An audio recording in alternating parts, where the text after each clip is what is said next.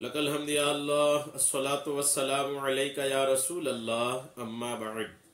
सिलसिला है हमारे नाज़रीन और नाज़रात के किए हुए सवालों के जवाब देने का।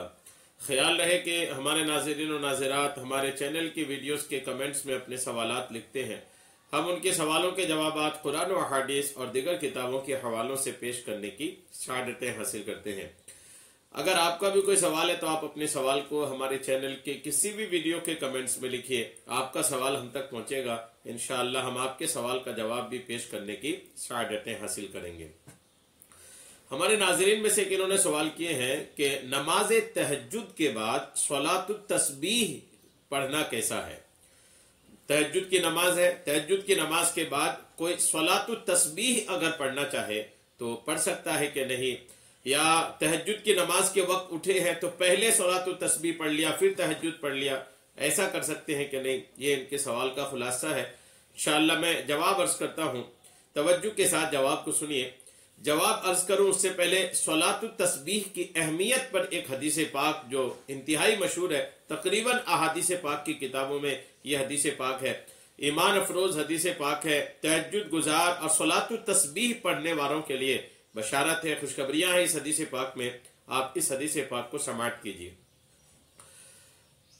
सलातुत तस्बीह की नमाज के ताल्लुक से है, हजरत इब्ने अब्बास रदियल्लाहु ताला अन्हुमा से रिवायत है। याद रखिएगा कि सलातुत तस्बीह की नमाज नफल नमाजों में बहुत अजीमुशान नमाज है नफल नमाजी, लेकिन नफल नमाजों में अजीमुशान नमाज है सलातुत तस्बीह, जिसकी बड़ी फजीलत और बड़ा सवाब है।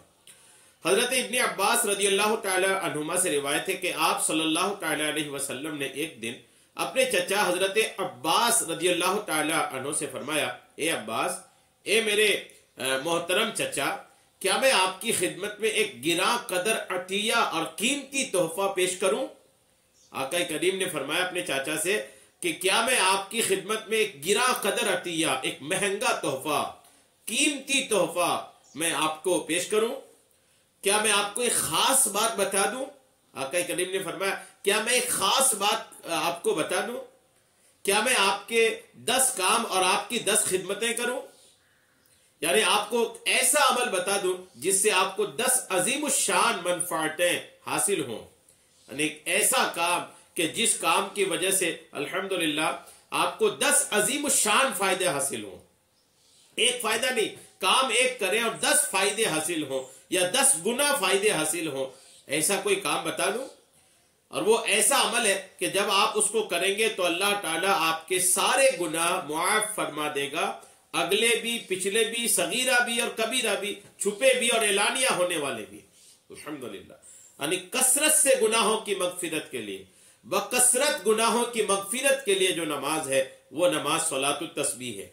यानी कसीर गुनाह भी अगर क्यों ना हो, सलातुत तस्बीह अगर कबूल हो गई, अगर बंदे ने तरीके से अदा कर लिया और अल्लाह की बारगाह में वो नमाज कबूल हो गई, तो वो नमाज के जरिए अल्हम्दुलिल्लाह गुनाहों की मगफिरत की बशारत है। और यानी कई चीजें हो गई, एक तो कीमती तोहफा हो गया आका करीम के ज़बानी, और फिर ये कि एक ऐसा काम, एक ऐसा अमल जिसके जरिए से 10 नफे हासिल हो, 10 गुना फायदा हासिल हो, एक बात यह हासिल हो गई। और कसरत से गुनाहों की बख्शिश, अगले पिछले छोटे यानी कसीर गुनाहों की बख्शिश का सबब भी अल्हम्दुलिल्लाह तहज्जुद की नमाज में है, ये सलातुत तस्बीह की नमाज में है। तो सलातुत तस्बीह की ये नमाज अल्हम्दुलिल्लाह यूं अजीम शान है। और आगे इस हदीस पाक का जुमला है कि अगर आपसे हो सके तो रोजाना ये नमाज पढ़ लिया करें। सलातुत तस्बीह की नमाज आका फरमाते हैं कि हो सके तो रोजाना पढ़ लिया करें, और अगर रोजाना ना पढ़ सके तो हर जुमा के दिन पढ़ लिया करें, और अगर आप ये भी ना कर सकें तो साल में एक दफा पढ़ लिया करें, और अगर ये भी ना हो सके तो कम से कम जिंदगी में एक दफा पढ़ ही लें। यानी सलातुत तस्बीह के अलावा दीगर किसी चीज के साथ ये नहीं है कि कम से कम एक बार कर लें, रोज पढ़ लें, हफ्ते में एक दिन जुमा के दिन पढ़ लें, या साल में एक बार पढ़ लें। ये भी ना हो सके तो कम से कम उम्र में, हयात में, जिंदगी में कम से कम एक मरतबा इसको जरूर पढ़ लिया करें। ये सलातुत तस्बीह के नमाज के ताल्लुक से आका करीम अलैहिस्सलाम ने हजरत अब्बास रदियल्लाहु ताला अन्हु से इरशाद फरमाया। यह अबू दाऊद शरीफ जिल्द नंबर 2 के सफ़ा 467 हदीस नंबर 1297 में अल्हम्दुलिल्लाह ये हदीस पाक मौजूद है। अब आप सुनिए कि सलातु तस्बीह की ये नमाज कोई तहज्जुद की नमाज के बाद तहज्जुद के वक्त पढ़ना चाहे तो पढ़ सकता है कि नहीं? तो जवाब उसका यही कि अल्हम्दुलिल्लाह उसको पढ़ सकते हैं। सलातु तस्बीह की नमाज भी दिगर नफल नमाजों की तरह सिर्फ 3 ऐसे वक्त हैं जिसको नहीं पढ़ सकते, बाकी वक्तों में सलातु तस्बीह की नमाज पढ़ सकते हैं। 3 वक्त है जिसमें मना है। कौन सा वक्त है? जब सूरज निकलता है उस वक्त से लेकर 20 मिनट का वक्त जो है उसमें मना है। जब सूरज डूबने वाला रहता है 20 मिनट उससे पहले का जो वक्त रहता है वो मना वाला वक्त है।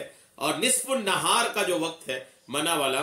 ये 3 वक्तों के अलावा कभी भी सलातु तस्बीह की नमाज पढ़ सकते हैं।